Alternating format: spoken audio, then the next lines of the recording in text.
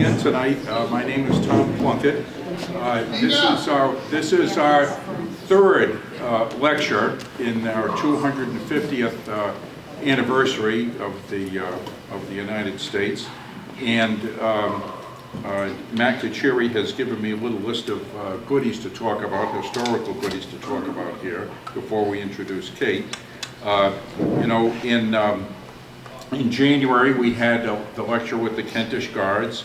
Last month we had the lecture on the Black Regiment here in East Greenwich. And tonight we're going to focus on Major General Nathanael Greene. I really consider it the site, one of the, I think the significant historical site in the East Greenwich area. It goes back so far. General Greene was really second most important next to George Washington, many people think. And he was instrumental in the Southern theater in the Revolutionary War. A very powerful guy and a very capable guy. But he was born and raised in Potawatomi. Don't steal all my thunder. Yep. And then I learned here, he went to church and school on Cedar Avenue, which is my street. I thought that's pretty good. And he got married on Division Street. So to talk about him tonight will be Kate, who is a relative of his, and she'll explain that. She's the proprietor now of the Forge Farm, and I did have the benefit of a tour of that with Tom Greene years ago. Geez, it's a wonderful place to see. So Kate, we'll turn things over to you. Thank you, Tom.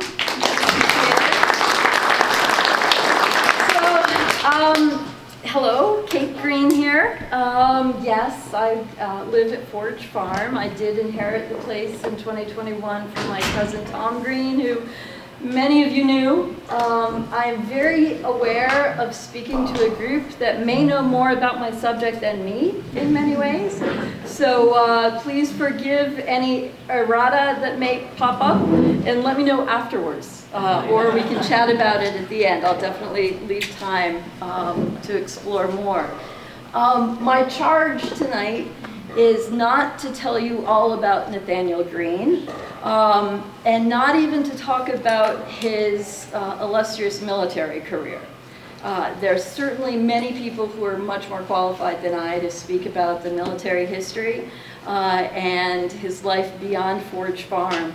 What I'm just hoping to do is bring some perspective from someone who is descended in the family. I'm descended from his brother Christopher Greene, aka Kit Greene, to be differentiated from the Christopher Greene who is the hero of Red Bank, who was a cousin and was in charge of the First Black Regiment of Rhode Island. So I'm descended from Christopher Greene, who stayed at the farm and ran the ironworks with the brothers when Nathanael went off to war.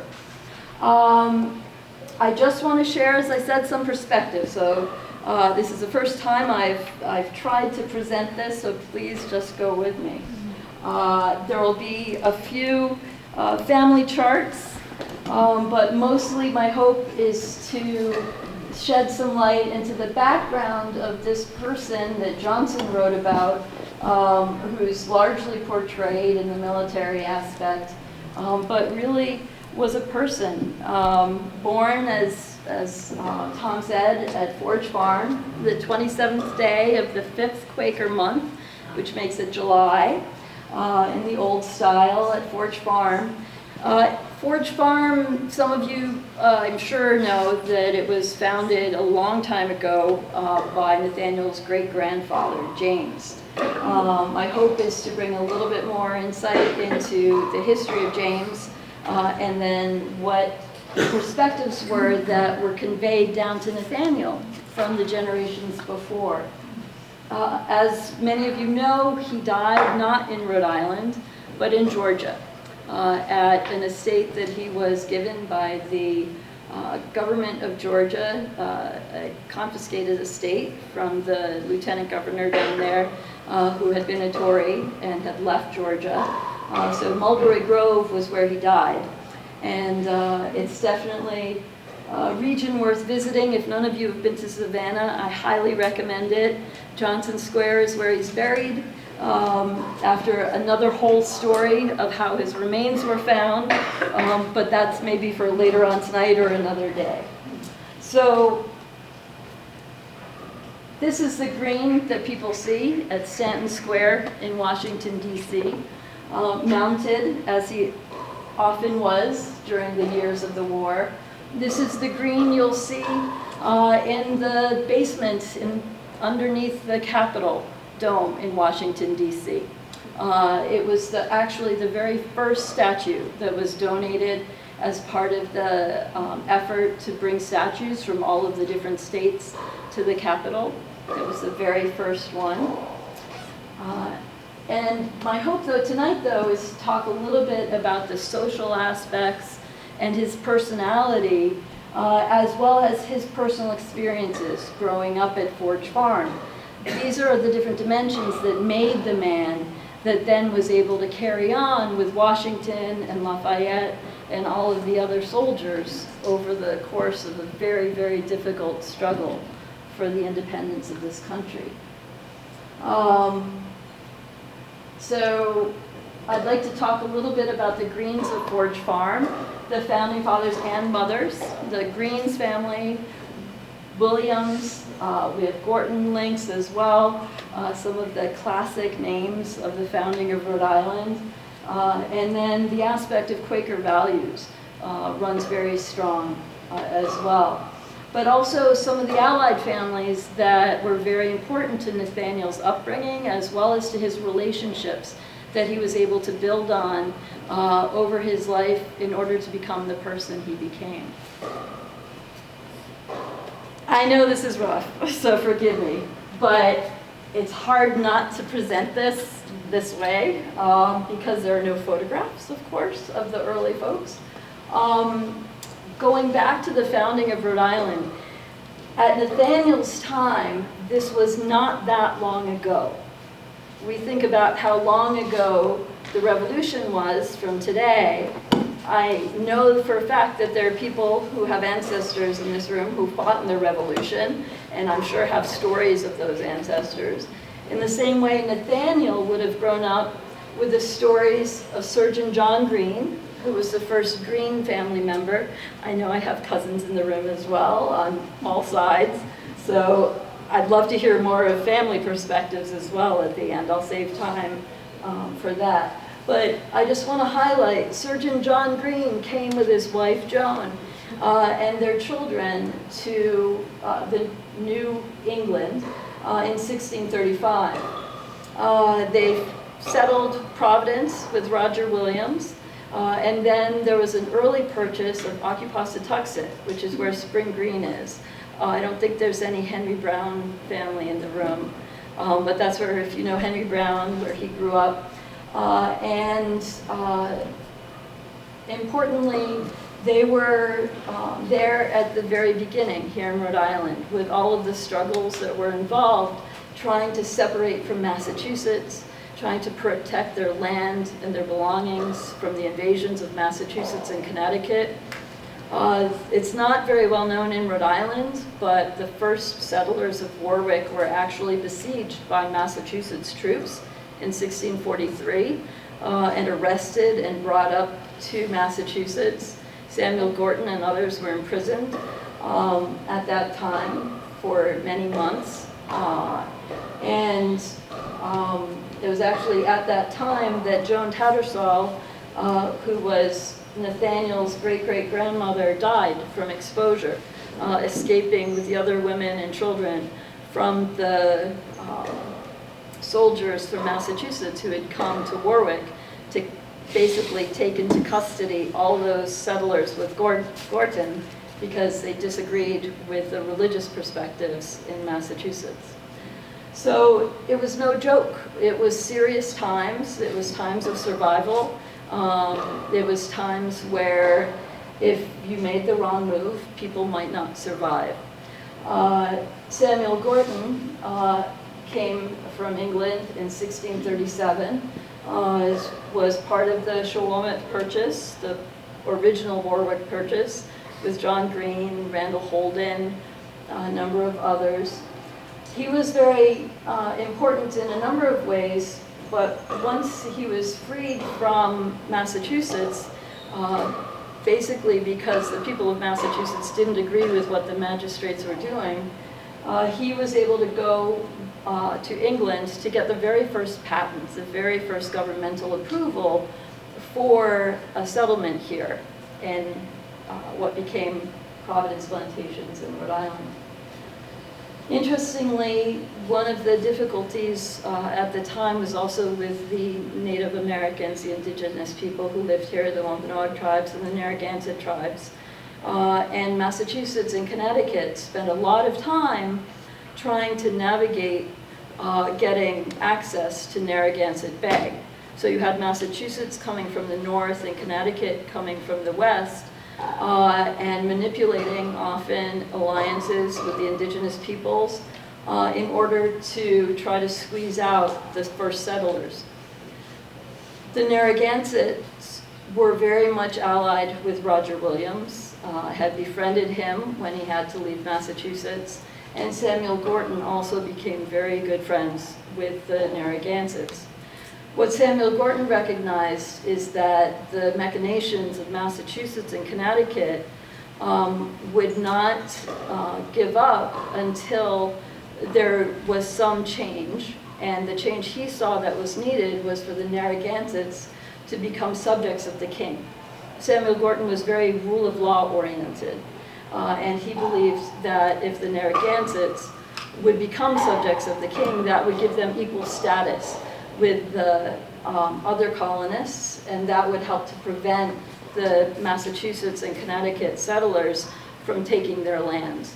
So in an effort to protect what was Narragansett country, and then became the King's County, which became South County, the Narragansett lands, Samuel Gorton brought an act of submission from the Narragansetts to England when he went to get his patent for Warwick, what became Warwick. So Samuel Gorton and Mary had a daughter, Susanna, who married Benjamin Barton, and they were Quakers and lived in Portsmouth. They then had a daughter, Mary Barton, who married Jabez Greene. Jabez, meanwhile, was the son of James Greene and Elizabeth Anthony. James was 11 years old when he came from England with his family. So he grew up with these threats from Massachusetts, with his parents trying to navigate the safety of their family. And eventually, after all of the settlers had to leave the mainland during King Philip's War, it was James who decided to return to the mainland and settle first at Potawatomi on the little hill above where the river, Hunt's River, goes down and meets the tide of Narragansett Bay, coming up from near where Rocky Hill is today. The biography of General Greene speaks of an ancient mill. I think it probably was an old dam that was there before, and so that's where James settled and started to build a millworks. So all of these experiences of these older generations were shared with each successive generation to come. And so you have the stories of the original deeds, which were the deeds of the great-great-grandparents that were purchasing the right to the land, and these were family documents. So you have, again, I apologize for the charts, you have multiple generations where you have numerous sons being born at Forge Farm at Potawatomi. You have Nathanael Greene Sr. inheriting, and then he has 6 sons as well. So over multiple generations, you have the capacity to build out what became some serious ironworks and millworks, including grist mills and sawmill and various other works at Forge Farm. I also want to just do a quick chart while we're on charts. The Ray family of Block Island was a very interesting one and has their own stories, but for the purposes of this, I want to speak of Simon Ray and Deborah Greene, who had 4 daughters. Okay, one, Phoebe, married John Littlefield and had a daughter who married Nathanael Greene. Another, Catherine Ray, married Governor William Greene. What was happening at the highest levels, both in in Philadelphia and also in France. And then you had Anna, who married Samuel Ward, who also became governor. He was the son of Governor Richard Ward. Samuel was governor during the Stamp Act and was the only colonial governor, I've been told, who did not sign the Stamp Act. Anna and Samuel had 2 daughters, Catherine and Christopher, Kit, married in 1775, I think, 75, 76, maybe early 76. And she passed away after having 2 daughters with Christopher, and then Deborah married Christopher, I believe in 1782, towards the end of the war. But Nathaniel carried on correspondence with, of course, Governor William Greene, as well as with Catherine and his brothers. So it wasn't just the men in the family who were conversing. But that's enough of those charts. So this is the person we're talking about. This is the family portrait. It's a copy of the Charles Willson Peale portrait, which is down in Independence Hall. And it can be distinguished because this portrait, if you see it in photographs anywhere, if you notice, does not have any stars. The original portrait by Charles Willson Peale has the 2 stars. I don't know if the Greenes were thrifty. They just said, that's enough, don't worry about the stars. It was Rembrandt's Peale, Charles Willson Peale's son, who made this copy, and also a sister copy for Lafayette. So according to the family, when one of the general's daughters went to visit Lafayette, he had the copy of this the sister of this portrait placed in her chambers at La Grange in France, so she would feel more at home. But this is as close as we have to what the colorful person actually looked like. So I talked about some of the people who he would have heard stories about in the family, but also there were other local characters.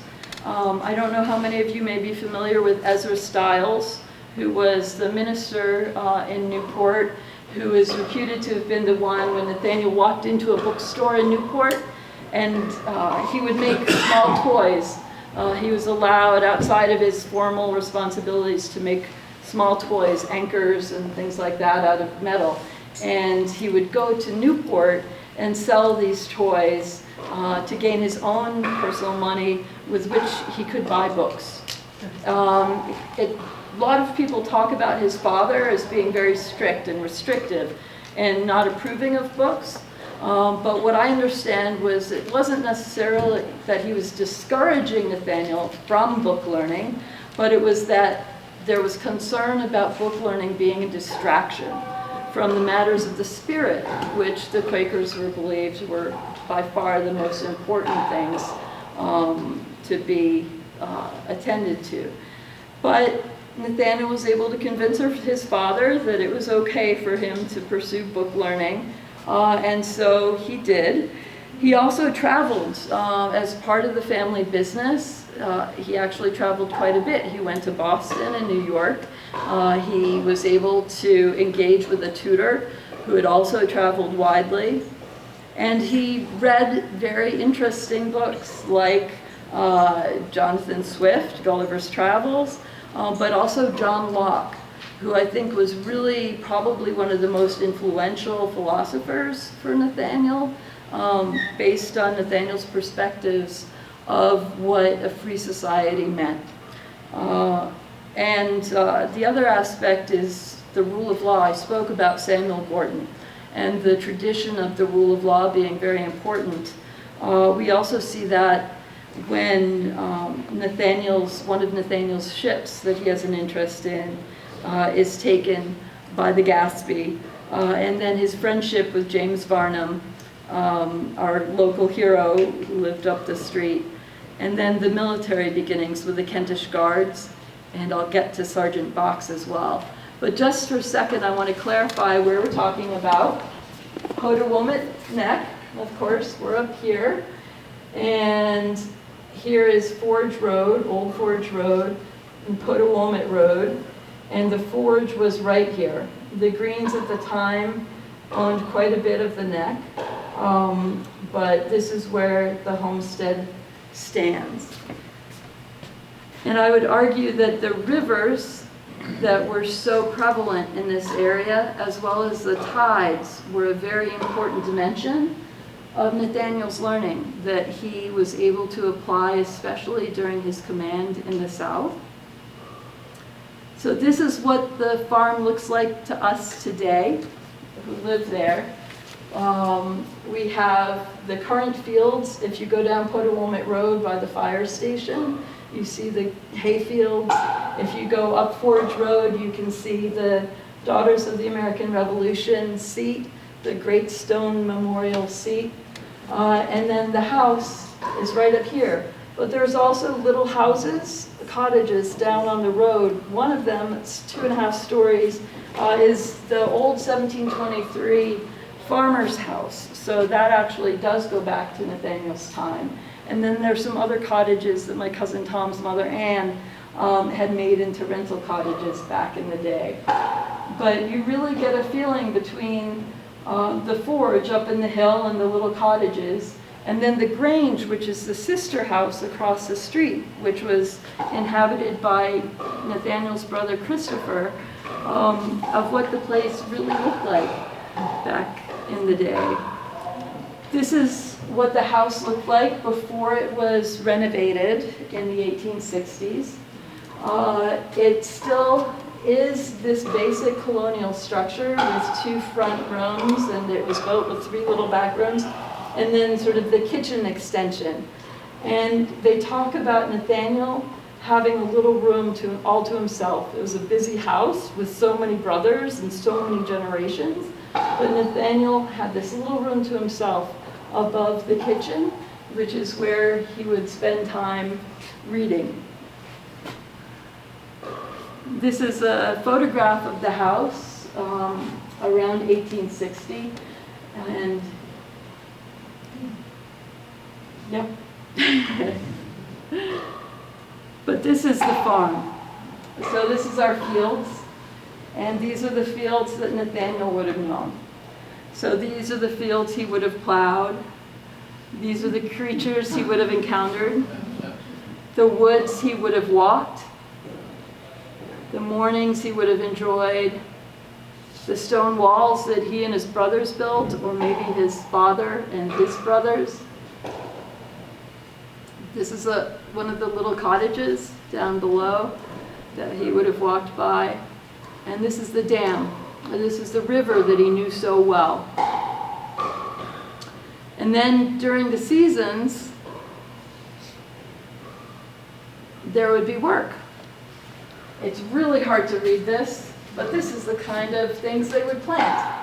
They would plant bush beans and field corn and peas, sweet corn and cucumbers, Hubbard squashes, pole beans. These are the blueberry bushes. In August, they would thrash the oats and barley. They would dig, I don't know what that says, something from the well. Build stone walls, always building stone walls. And then these are observations from 1847, but they still work. Working on the manure in the barnyard. Let's see, drawing peat. And then these were some of the items that one would have to take care of. Your wagons, your rollers, your ox sleds and plows, your harrows, your cutters, grinding stones, mowing machines, and this is just for the farm. There was also the ironworks. Early on, John Greene Sr. in his Occupasatuxet land had started to take bog iron out and start to refine it. So James, who built the Forge Farm in Potawatomi, had grown up working his father's ore at Occupasatuxet. It involved taking it from the land.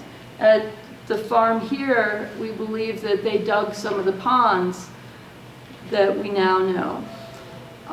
Nathanael would have also grown up learning how to run and how to fix the water wheels. So these are some of the works from the Saugus Iron Works up in Massachusetts, which date back to the early times as well. It's not simple work.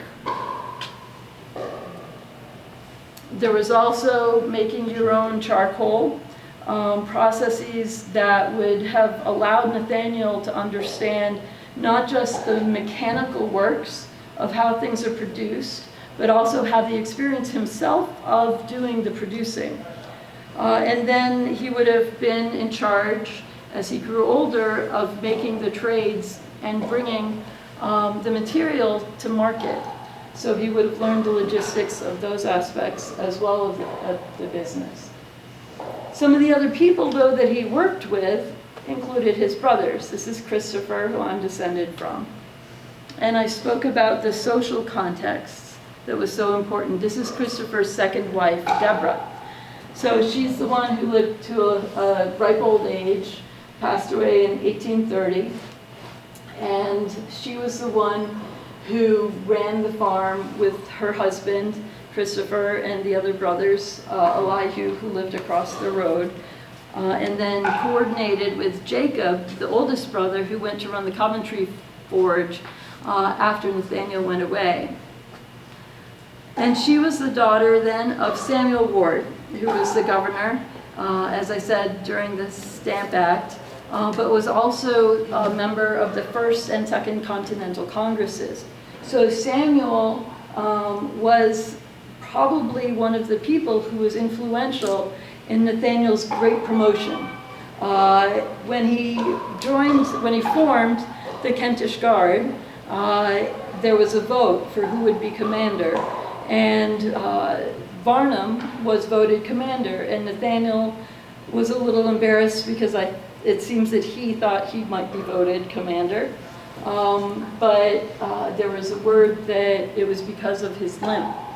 He wasn't necessarily sufficiently military looking, and there were enough people in the group who thought they wanted someone else out in front. But when the time rolled around for the Rhode Island Assembly to actually designate a person to be in charge of the Rhode Island brigades going up to Boston for the Army of Observation, Nathanael was the one who was selected to be the brigadier general in charge of the Rhode Island regiments. This is Governor Richard Ward, who was the father of Samuel Ward, who's also an interesting legacy because he was one of the founders of the Redwood Library in Newport. I don't know how many people up here are familiar with the Redwood. So, a lot of nods, but some not nodding. So the Redwood and Ezra Stiles are two big influences in Newport, which would have been influences as far as Nathanael learning more about books and which books to read, and not having sort of a rudimentary education, but actually being quite sophisticated in what he learned. These are the Redwood Library reading halls, and it was the first publicly accessible library in the colonies. So there was a set of people who subscribed and put in money to buy the books, but then people were allowed to go and borrow the books as well. So this was actually an incredible wealth of knowledge very, very early on in colonial life, right here in Rhode Island, that Nathanael was able to access. Although the previous generation before Nathanael may not have had a lot of books, Nathanael's and his brothers and his sisters-in-law did have a lot of books, many of which have come down in the family as well. I spoke about Love Lane and Governor Richard Ward. So this is where Nathaniel and Katie were actually married in the blue parlor, which I'm not quite sure from this perspective. I think it's on the right. And Governor Richard Ward became governor in 1778, but it was a crossroads up at Love Lane and Division Street for the Post Road. And so Benjamin Franklin, but pretty much everyone who was going back and forth would pause at this particular house. And so Nathaniel, as a cousin, got to know the family here. The Wards were close families. Nathaniel became very good friends with Samuel Ward's son, Sammy Ward, who also joined the Kentish Guards. And it was in front of this fireplace at that house that a lot of the early discussions about what should be done about the mother country would have been held. And they were difficult discussions. Boston had been occupied. The troops had come up from New York following the Townsend Acts when the taxes had become too onerous for the colonists and Boston had become riled up. But people forget that actually early on there were issues here in Newport with the burning of the sloop Liberty, which was a revenue sloop that was in Newport Harbor and was actually destroyed very early on. And then, of course, you know about the Gaspee affair. You can't go through Rhode Island without knowing about the Gaspee. But part of the lead up to the Gaspee was actually a Greene family ship, the Fortune. So you had the Gaspee charged with stopping smugglers, but the Captain Wallace, or Duddingston, sorry, was basically stopping everyone. There had been revisions to the maritime laws that said that it was easier for the ships to stop on suspicion of smuggling, and they had taken one of the sloops of the Greene family all the way up to Boston. And so the Greene family, Nathaniel took the lead in learning enough law, buying the Blackstone Law Dictionary, learning enough law, and working with his friend, James Mitchell Barnum, who was a local lawyer, to put together the case for Trover to get their ship back with its supplies. It's not well known, but Duddingston, after he was taken off Gaspee when he was shot, was allowed to recover for a couple of days and then was actually taken into custody because of the case of the Fortune. And eventually there was a jury case that said that the Greenes should get their property back, but unfortunately the Crown never saw fit. So meanwhile, Nathaniel is living here not very far from Boston. He's been to Boston. He has friends in Boston. Things are happening in Boston like massacres, people dying, being shot by the British. And so he grows up in this context where he has inherited a legacy from people that he knew, or his grandparents would tell him stories that came from their grandparents about the difficult and dangerous founding of this colony. And then he had also grown up living and breathing the Greene family ironworks and the farm and all of the challenges that come with working with the seasons, with understanding the importance of rain when it falls, what it does to a river, knowing about boats and ships and the importance of transport, and the realities of feeding people who worked at the forge, at the millworks, both here and in Coventry.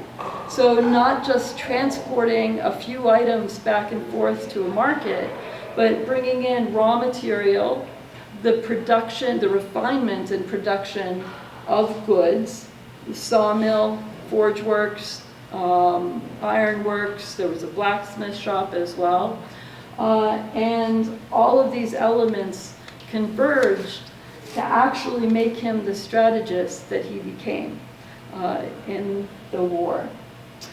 I also think, though, that the motto, Nec Temeo Nec Spurno, which is the Greene family motto, influenced him as well.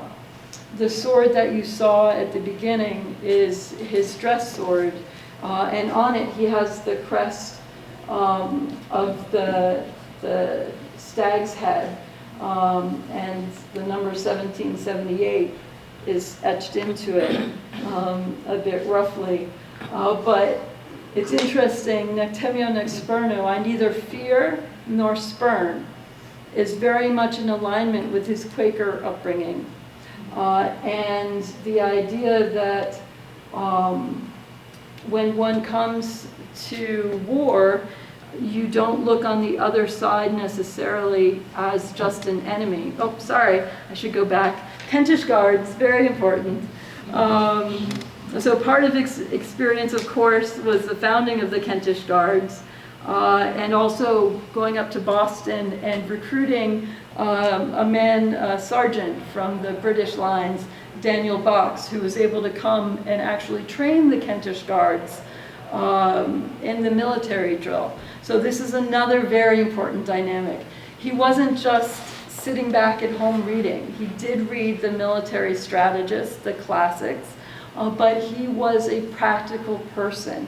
He went to Boston to see how the British troops did it.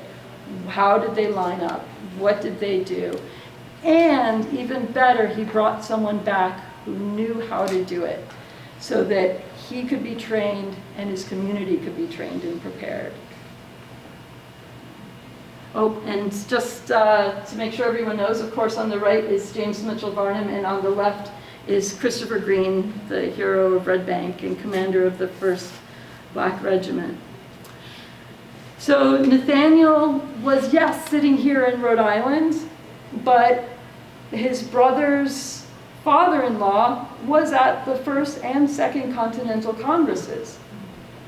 He died in March of 1776, before the Declaration was signed. Samuel Ward believed in inoculation, but kept saying he was too busy, too busy, too busy, and then died, unfortunately, of smallpox while in office in Philadelphia. Nathanael was not at Saratoga, but one of the elements, and I should say these are the paintings that are in the rotunda at the Capitol in Washington, D.C. There are 4 paintings that represent the founding of the country by John Trumbull. So this is the second in the series, and this is the surrender of Burgoyne at Saratoga. What's being represented is the general, the British general, offering his sword in surrender.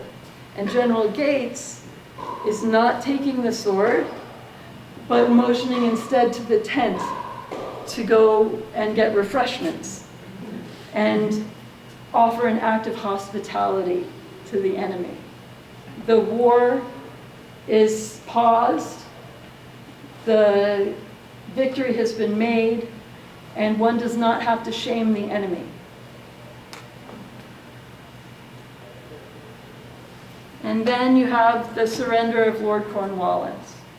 So Nathaniel's efforts are, as I said, very well known in the South, but just to bring things in a circle, Nathanael was sent to the South in 1780 after other generals had failed to be able to effectively push the British out. Because Nathanael knew rivers, he knew the strategic importance of gathering boats to get across rivers. This was one of the key elements of his ability to outpace Cornwallis, because Nathanael, through his time as the quartermaster general at Valley Forge, and for the next couple of years, had become very good at supply depots and staging, so that when he moved his troops, there would be supplies. When he needed to get across a river, there would be boats. and it would be all of the boats.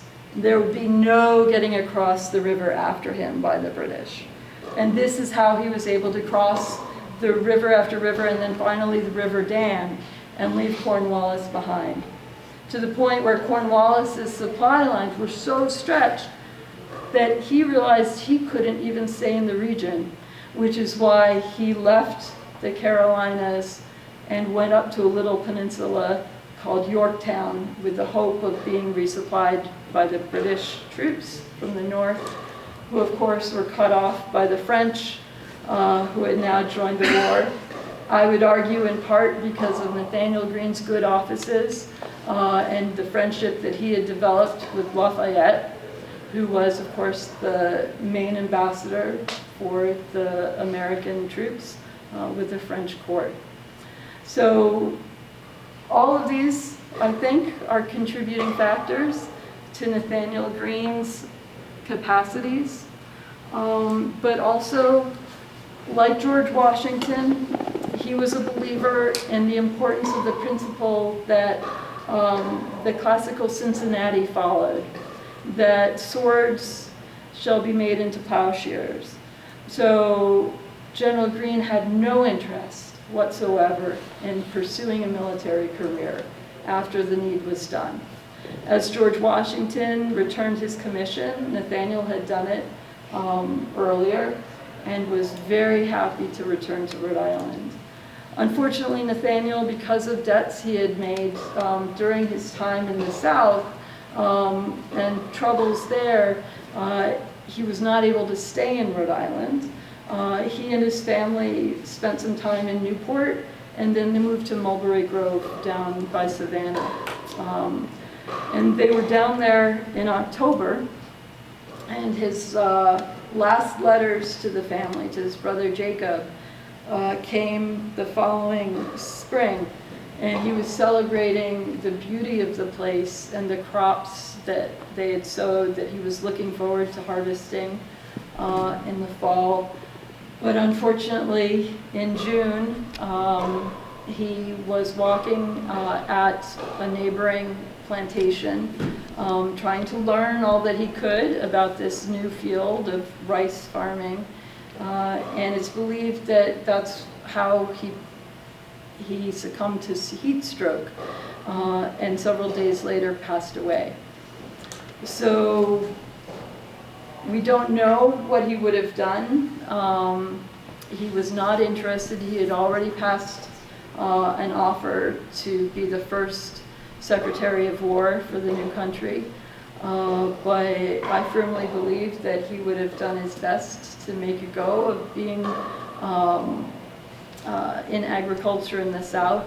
I don't believe he would have stayed there, though. I think that he would have returned as soon as he could to New England, if possible.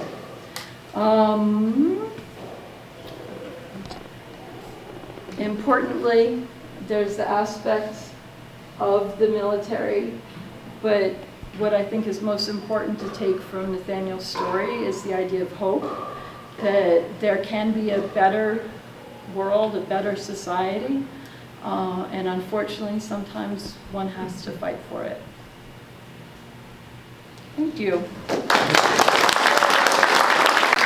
So I know it was circuitous, and I know, as I said, I know there are a lot of people who are relatives and cousins and may have other perspectives or thoughts to share. Questions? Questions? Are you familiar with this series of articles that the journal ran maybe 20, 25 years Yeah, ago? that was Jed Carbone. Yep. There were some aspects in those articles about the use of British musket being reverse engineered and reproduced at the forge. Is that? I have not heard that. I don't recall that from Jed. But interestingly, we didn't, so there's so many other threads to this story. One of the threads is that the second tutor that the Greene family had after Nathanael died, their tutor helped to manage the plantation, and they got a second tutor whose name happened to be Eli Whitney. So that's the cotton gin was actually invented at Mulberry Grove. But Eli Whitney was the one, of course, who invented the process of exchangeable parts for firearms, and the idea of the assembly line for firearms. That was his later work back in Connecticut. Yeah. Can you tell us some of the dirt about Nathanael Greene's wife and Eli Whitney? So I have definite opinions about her.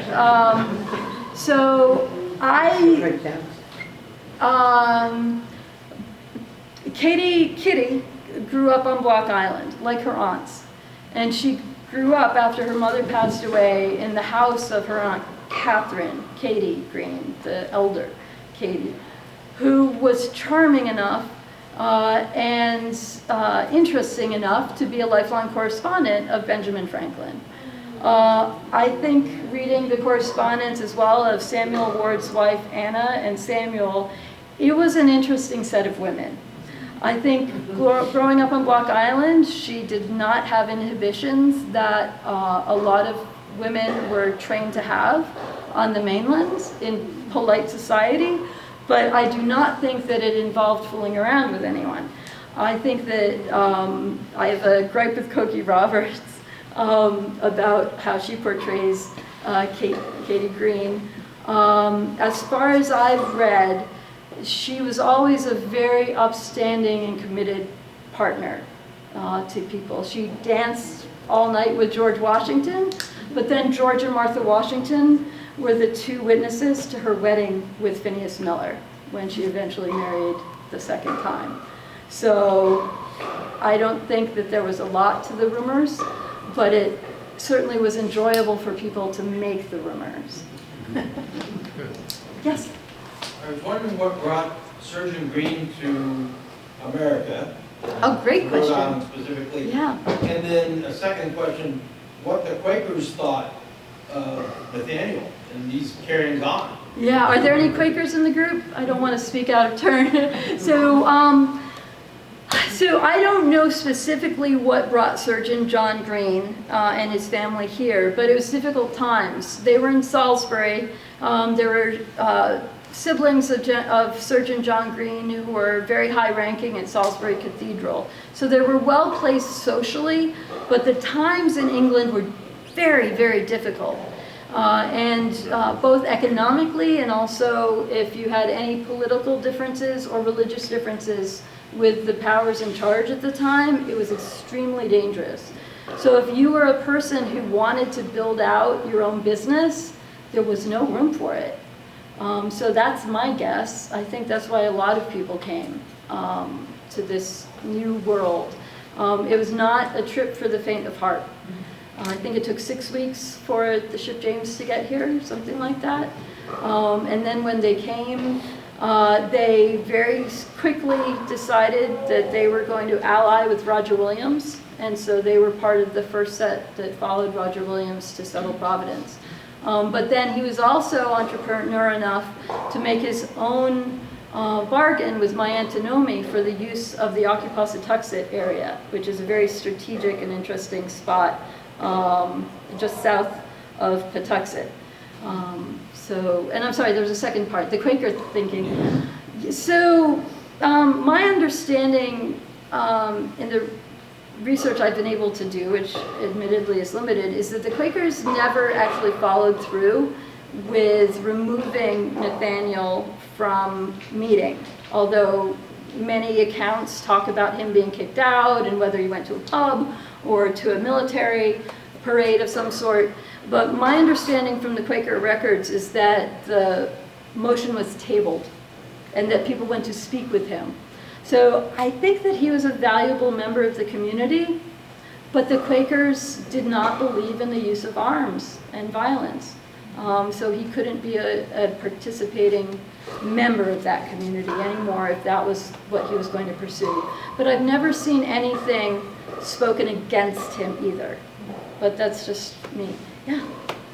You mentioned that Nathanael Greene brought back a British officer to help train militia. My two questions is, one, was that before the war broke out? And two, was that British officer like currently enrolled? Was he retired? Was he Yeah, treasonous? so that's Sergeant Daniel Box, and it's sort of a sad story. So fortunately for us, he came and it was 1774, so it was soon after the formation of the Kentish Guard. Nathaniel went up there wearing his Quaker garb and passed into Boston through the British lines. And while he was there, he observed the military training, and somehow he was able to convince this guy, who knows whether he knew about him beforehand or met him there, but he was able to convince this man who was a sergeant in the King's Foot, I forget which number, he was able to convince him to come to East Greenwich to train the Kentish Guard, and Theo may know more specifics. But basically, he came, and this is a really critical aspect because when the Rhode Islanders got to Boston, they were the only ones who knew how to be military. All the other militia who came in, when George Washington arrived, he was dismayed. This is what he had gotten himself into, is people were drinking and playing cards, and there were tents and huts and all different things. Only the Rhode Island regiments had actual tents and the proper equipment and properly arrayed and were training when Washington got there. Yes? You mentioned he was walked with a limp, and I know somewhere along the line I've heard that he was disfigured in some way, and that's why he became a key operative for George Washington, because he had access. He didn't look like a typical soldier per se. Can you speak to that at all? I don't know anything about that second part, but he certainly had a bum leg somehow. There's different stories about maybe he climbed out the window and hurt it that way. There are other people who say that it was working at the forge, the trip hammer, working with his foot at such a young age, he may have become disfigured that way. It could have just been a bad leg. It was hard work doing things back in those days. He did bow out of dancing, but he's quoted as saying at least he danced strong. So he wasn't ashamed of it. It certainly did not limit him in the saddle, and he rode as well as anyone else, and was able to basically carry the burden of leadership as an active general and a quartermaster through all the years of the war. So I don't know of anything about him being an operative, per se. I haven't heard that. Yeah? Your house, is it a private residence now? You live there, so is that old? Yeah, so it's a family place. Yep. So Authentic, how much authentic stuff is in it yet? yeah, so there's a lot of old family furniture that's still come down through the family. It's sort of an archaeological, genealogical experience because no family member has ever actually moved out of the place. People have been born there or moved in if they lived in Providence for a couple generations. And so those of you who visited with Tom know that there were layers. There are a few less layers now, but there's a little bit of something from every generation. It's an interesting place. How old are you? How many great-great-greats are you? Yeah, so, oh gosh. So Nathaniel, I think, is my 4th great uncle. I think that's right. So, nope, no, that goes way, way, way back. So, okay, so these are my daughters. So, and my husband. So, who helps make Forge Farm operate. He keeps it all rolling. And so I am the 10th generation in direct descent from James, and they're the 11th generation. So the place has bounced across some cousinships and nieces and nephews, or nephews until me, through the years, because there were a number of people who inherited who never had children. Is there something in the back? Yeah. Just to follow up on the farm, I grew up off of Forge Road in Knesset and Great.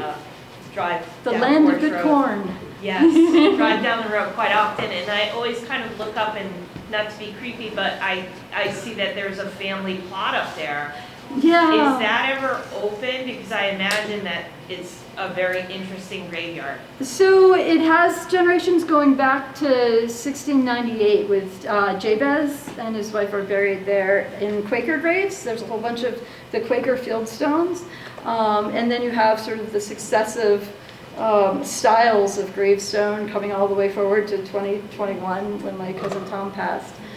So it is a family, it is a private yard, but we're very grateful that there are folks who go and put flags in honor of the veterans who are buried there. And it's all, everything's available on Find a Grave website. You can see who's buried there. And if there are cousins who come to visit, or people who are interested for some reason, please do contact me and we can work something out. And then, so 1, 2, yeah. Oh, hey, I don't have my glasses on. You mentioned in the early settlers, when they first came, along with the time of Roger Williams, but also some family members went down to Portsmouth. Is there any meeting up with Anne Hutchinson and what she was establishing down there? Yeah, so one of the reasons I put up that challenging family chart at the beginning, that whole right side is connected to the whole Portsmouth set of folks. So there were a number of people who came with Anne Hutchinson or came, I think the Greene family ancestors came, not the original set of folks with Hutchinson, but soon after settled there, and very quickly it became a focus of Quaker life, certainly. Yeah. And then someone over here? Yeah. Is your farm ever open to the public, or is it private? So it's private, but we do have a little thing on the 27th day of the 5th month of the Quaker calendar, old style, called the General's birthday that y'all are invited to. So is that July 22nd? Yes. Quite a few years ago, Tom and his mother, I know, were featured because they designated part of that land to be preserved. Yeah, yeah. Oh yeah, so part of the family's commitment is to do our best to preserve Forge Farm for future generations. So Tom and his mother Anne, my cousins, were able in 1980 to participate in the state agricultural preservation program. So the majority of the farm, not all of it, but the fields and most of the woods are preserved in perpetuity as agricultural land and woodlot.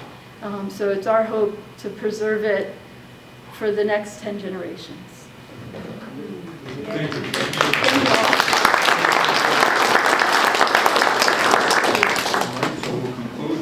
Hopefully we'll see you again next month. You can look at our website and see what our lecture series are. We'll go right into September. Thank you all for coming. I wanted to say one last thing. The best book, by far, series of books, it's a 3-volume set, but George Washington Greene was General Greene's grandson, who grew up here in East Greenwich, who Longfellow gave the Windmill Cottage over on Division Street to.